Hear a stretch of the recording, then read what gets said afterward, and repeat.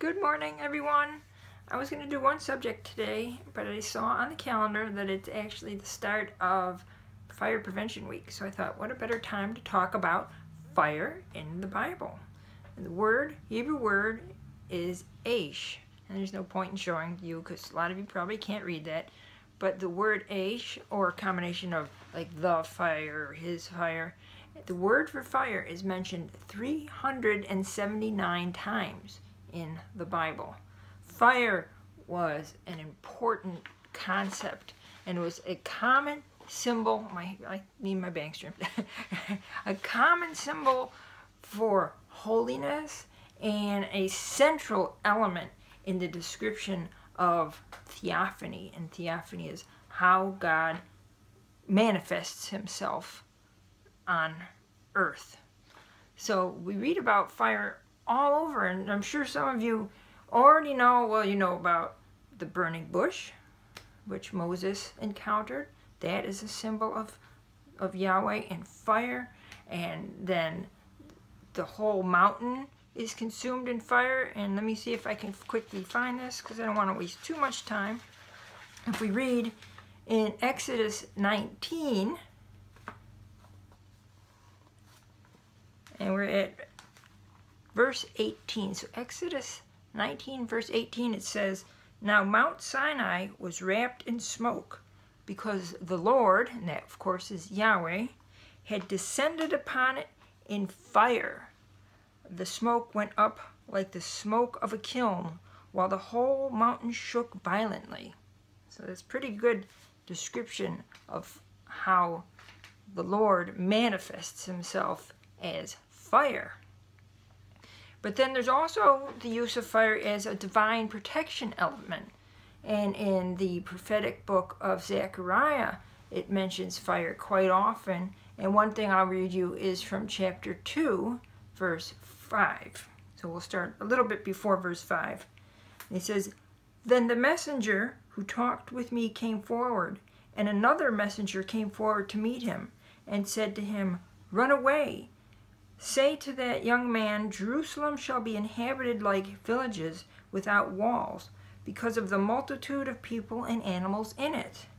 For I will be a wall of fire all around it, says the Lord, and I will be the glory within it.'" So that is saying that Yahweh, the Lord, is going to protect Jerusalem by being a wall of fire around it. So that's very interesting, of course. And some of you may know about how fire can also be used as a symbol of covenant. There's different signs of covenant, like the rainbow is a sign of a covenant. But Abraham has a covenant. He wasn't called Abram yet. He hasn't been changed to Abraham. And he has a fire symbol for his covenant with God. And that is in Genesis, and it's in chapter 15, and we will read. So he's supposed to do a sacrifice to the Lord, to God, so he does that. And it mentions that when the sun had gone down and it was dark, a smoking fire pot and a flaming torch passed between these pieces.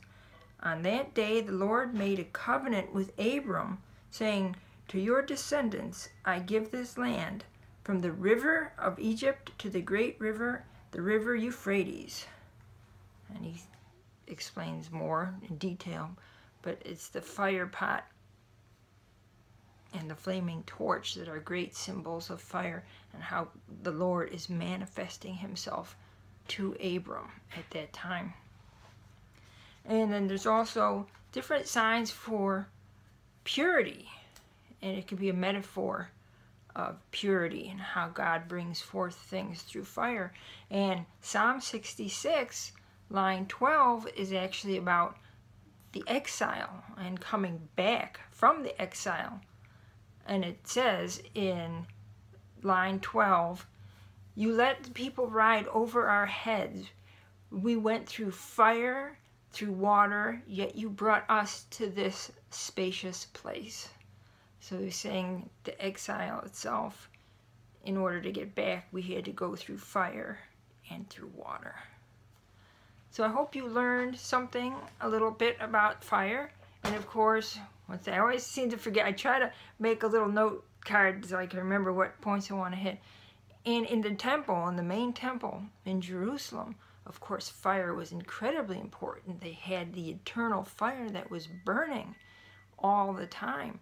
And when it gets to be around Hanukkah, maybe we can talk a little bit about that. But Hanukkah, as you know, is not mentioned in the Bible. But of course, the eternal fire that happens in the the temple built by Solomon, they talk about the fire.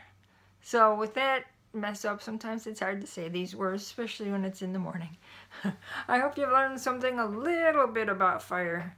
So main element of theophany, it can be protection, and it can keep people away. I forgot to mention that too. When the Israelites are fleeing the Egyptians, you probably remember the wonderfully cheesy movie from the 50s, and it shows about the pillar of fire coming between the oncoming Egyptians and the Israelites. So God manifests himself again as a pillar of fire. So, of course, be very careful. You don't want fire necessarily being a consuming element of your house. God forbid. No pun intended. Hope you learned something. Share, comment, like, and most of all, subscribe. I'm really enjoying this, and I hope you are too. Have a fantastic day. Thanks.